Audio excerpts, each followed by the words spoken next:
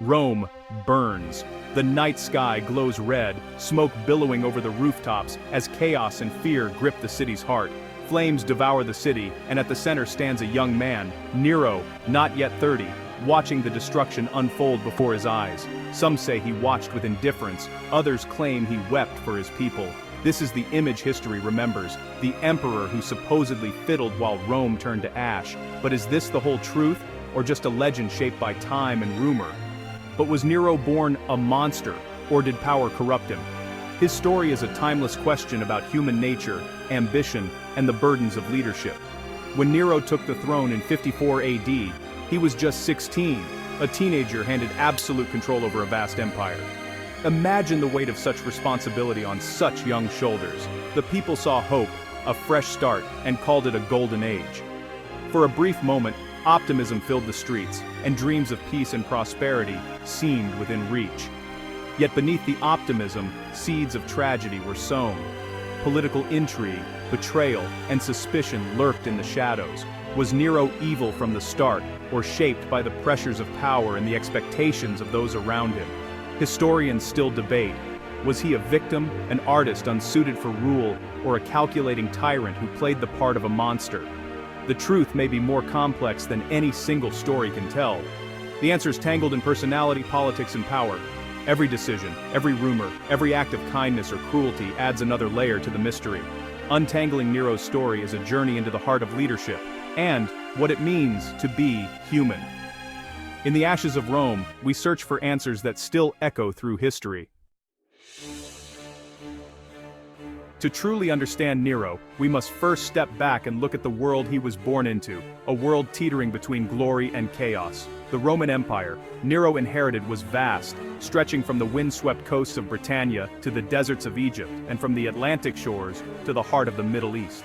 It was a marvel of its age, a patchwork of cultures, languages, and traditions, all held together by Roman law and military might. This empire was a sprawling, multicultural colossus, wealthy and powerful, yet, beneath the surface, deeply unstable. The peace of Rome, or Pax Romana, was always fragile, threatened by internal divisions and the ambitions of powerful men. Emperors wielded absolute power, but their rule was never secure. Succession was a constant source of anxiety, with every transition of power bringing the risk of civil war or assassination. Claudius, Nero's predecessor, was an unlikely but surprisingly effective ruler.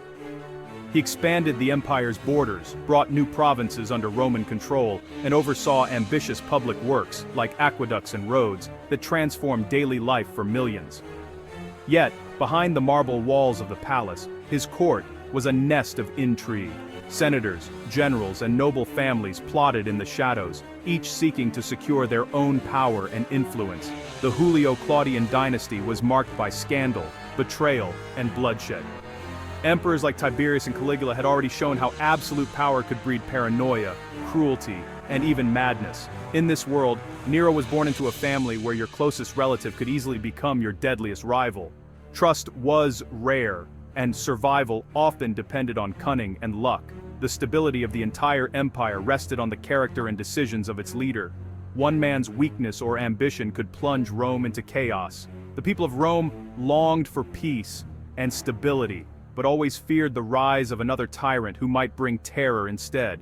As Claudius grew older and his health declined, all eyes turned anxiously to the next generation, wondering who would inherit this immense dangerous power and what kind of emperor he would become.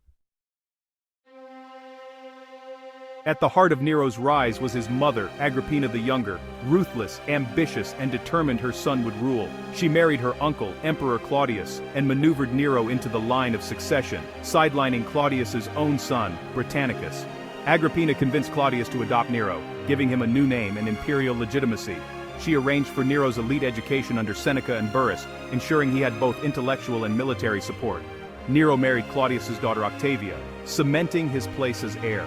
In 54 AD, Claudius died, likely poisoned on Agrippina's orders.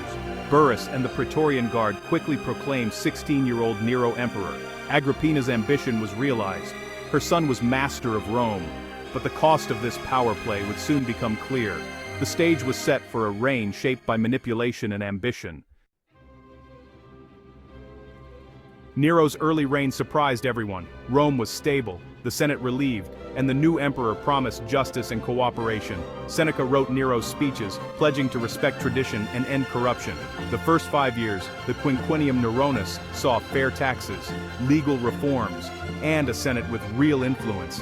Nero projected youthful modesty, deferring to senators and winning public favor. Behind the scenes, Agrippina, Seneca, and Burrus formed a regency, guiding the young emperor. Their combined wisdom kept the empire running smoothly. Nero seemed to embody the hope of a new era, energetic, dedicated to the public good. But this harmony was fragile, built on a delicate balance of power. The boy emperor was still under the control of those who had put him on the throne. It wouldn't last. In the beginning, Nero was emperor in name only. Real power lay with Agrippina, Seneca, and Burrus, a trio with competing agendas. Agrippina saw herself as co-ruler, even placing her image on coins and sitting beside Nero at state business. Seneca and Burrus, however, wanted stability and sought to guide Nero toward just rule. Seeing Agrippina's ambition as a threat, they worked to moderate her influence, forming a bloc that countered her schemes. The palace became a battleground of whispers and political maneuvering. Seneca and Burrus encouraged Nero to assert himself, appealing to his ego and desire for popularity. For a time, the triumvirate governed effectively, balancing each other's strengths. But this alliance was unstable. 3 powerful figures, each with their own vision. As Nero grew more confident, he began to chafe at their control. The struggle for influence was only beginning. While his advisors managed Rome, Nero was drawn to the arts, music, poetry, acting, and chariot racing. He surrounded himself with performers, seeking freedom from imperial expectations. For the Roman elite, an emperor on stage was scandalous. Acting was for slaves, not rulers. Nero's passion for performance clashed with his mother's ambitions. Agrippina wanted a strong leader, not a stage player. She openly criticized his artistic pursuits, seeing them as weakness. Every song and poem became an act of rebellion against her control. For Nero, the stage was escape. For Agrippina, it was a symbol of everything going wrong. Their conflict deepened, with art and power at its heart. Nero was slipping from his mother's grasp, and she was powerless to stop it. The tension between Nero and Agrippina exploded as he entered his 20s. She criticized his friends and affairs, and even championed Britannicus as a rival heir, a fatal mistake. Britannicus died suddenly, likely poisoned, removing Agrippina's last pawn. Their relationship turned openly hostile. Agrippina was stripped of honors and exiled from the palace. Seneca and Burrus sided with Nero, isolating his mother. But as long as she lived, Nero felt threatened. In 59 AD, he plotted her murder. First with collapsing ceilings and boats, then finally with assassins. Agrippina faced her killers with defiance, reportedly baring her abdomen and daring them to strike. Nero had committed matricide, the gravest Roman sin. He was free from his mother, but the psychological cost was immense. The act shattered any remaining restraint on his rule. The descent into tyranny had begun. The murder of his mother marked the turning point, an act so shocking that it sent ripples of fear and disbelief through the Roman world. Once seen as the golden boy of the empire, Nero crossed a line from which there was no return. With Agrippina, Burrus, and Seneca gone, Nero ruled unchecked.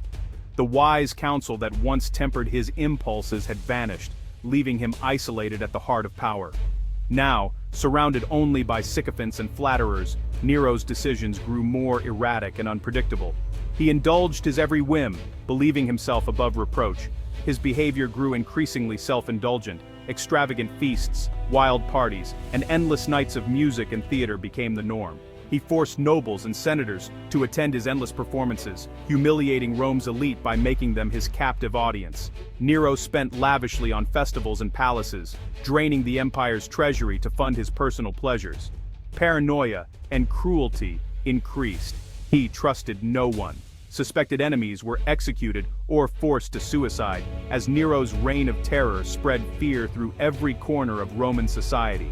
The Great Fire of Rome in 64 AD became a defining moment. As flames consumed the city, rumors swirled that Nero himself had started the blaze to clear land for his grandest project. On the ruins, Nero built his Golden House, a palace of unimaginable luxury, symbolizing his detachment from the suffering of his people.